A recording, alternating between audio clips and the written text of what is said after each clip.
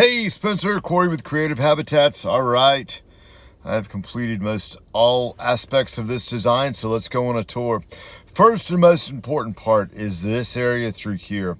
When people drive by, this is going to be what they primarily see from the road, other than, of course, your entry sign. So this was my original drawing of what we would do here. These are either going to be a Zuzhou loropetalum or a red Japanese maple. I tend to go more with the loropetalum. You're going to get more for your money. It blooms and it's evergreen. And that's why I lean a little bit more towards Zuzhou loropetalum in here. Just a couple of aspects. This is a mulch bed, gravel walkway. There's river stone and boulders in here. Crimson Queen Japanese maple, and then I'll give you a little bit more details on this area. So the effect that I'm trying to create as you go through here is similar to what you see here. When you walk down a location like this, it's just a really beautiful landscape experience, and I've experienced this a couple of different times. That's why I'm drawn to it for that area in there, particularly when you begin to uplight it.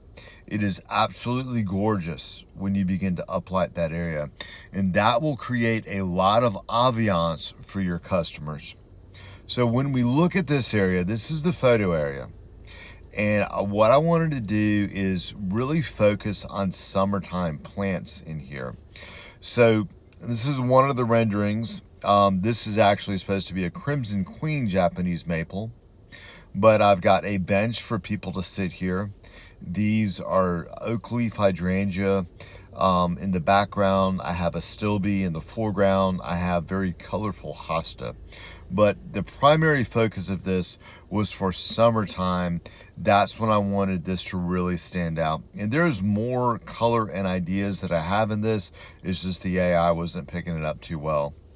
In this location, this is the idea that we're looking at picking up. I have riverstone, I have boulders. This is heavy metal panicum. It's got sort of a blue-green texture to it. It doesn't hang out. It's more of an upright grass than it is a globe-type grass.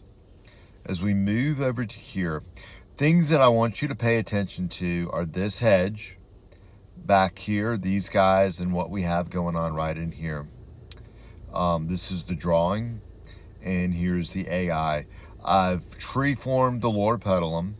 You can't see it real well, but what I've done is this is getting a little taller on either end, and this is getting lower so that as people drive through here, they have the opportunity to see through onto the beach area that you're creating. It frames that view. This, again, the heavy metal panicum right in there, it speaks for itself. This area through here, there's the drawing, and here's the AI. I've got the, let me see, red Japanese maples, a couple of boulders, really trying to highlight this space with very beautiful blooming plants, primarily lower growing type flowering plant right here. This is lantana. That's the word I was looking for. These are some cut flowers right here, and this is an encore azalea in the background. As we move to this area, there's the drawing I picked up on the red Japanese maple. I've extended the encore azaleas over, and again repeating the boulder idea along with some daylilies or lantana through there. These are a plant. It's a low tree. I didn't want to get too big. Looks like I'm only blocking one window, but my observation, and I've actually studied this, if people are in here, they are primarily looking at each other or looking at their TV and not so much out the window. And here's the AI equivalent of what that would look like. I'm not sure how often this is going to get used, so there's the idea of doing flagstone in here, but you have the primary walkway, the concrete sidewalk going through there. This area through here, a lot of interesting things on this. Simple though, simple. I've limbed up the trees, created the beach, and then here's the most critical part. Now, we're not going to cut down on the noise. I don't want to try to upsell you and say this is going to eliminate noise. That's not going to happen. But we will create security and we will create privacy. The idea on this is to create a berm through here. And I wanted to create a berm for one, it gives moms with their kids in here more security. Instead of doing a fence, I've added dirt and a berm, and then these are Nellie R. Stevens holly planted on top of it. All of this is grass over here. I've got the pathway coming around from up front, and the AI didn't do the boulder arrangement exactly the way I wanted it, but there's the concept in there. Wanted to show you this because I know that putting this here was a concern to you, and I want you to watch this. You'll see how this does not impede the view. And watch as we're going down through here. So the hollies are going to be right about in here. You can still have a very clear image of this sign. It's not blocking that view any. As we come through here, you can see the additional walkway and the uplighting and the color that we've added through there, but it's not creating any kind of an issue by having this blocked off in there. The sign, I was not able to get an AI generated equivalent of this, and boy did I try. Darn, I tried. Many different iterations of it. So here we have tree-formed limelight hydrangea. They're going to be in bloom through most of the summer.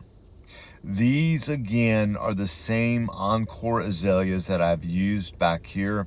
I'm trying to create some repetition throughout the landscape. This is the lantana that I put up here. These are boulders. And then this is the river stone that I've used throughout the landscape. And then one thing, I don't have a photo of it, but look up catmint nepata.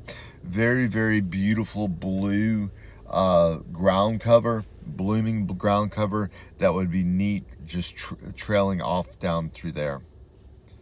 So this is it labeled, and this is one of many iterations that I had on that. The AI just wouldn't pick it up. Tried to use it, but didn't work. The beach area. Let me talk to you a little bit about the beach area. There's our drawing. And the AI did a great job on this. So one of my thoughts was to put boulders in here to keep people directed more through here. And the idea is I didn't want them tracking sand all over this, so it's a continuous maintenance concern for you. It also gives a little bit of separation. We've taken the loropetalum, we've tree formed them. There is the tiki hut or whatever, serving drinks and all. And then I've added some rather large palm trees in here as well to give it more of a beach feel to it. This is agapanthus, and there's a lot of other plants that we could put in here. Just didn't want to confuse the AI. And my thought over here was to do more just flagstone or more seating. You could put some tall tables with the taller chairs over here, but it just didn't seem to make sense to have the beach area over here as well. But a lot of good beach area through here for sure. And then this is grass in that location. So that is a tour of most everything. I think the only thing that I did not cover was the front of the lodge, and that's keeping it pretty simple. Doing the red Japanese maples there, and then just repeating the same sequence of river rock and boulders. But those are my ideas, and give me some feedback on them. If you like them, I'll start putting some numbers to it. We'll take it from there. Thanks so much, Spencer.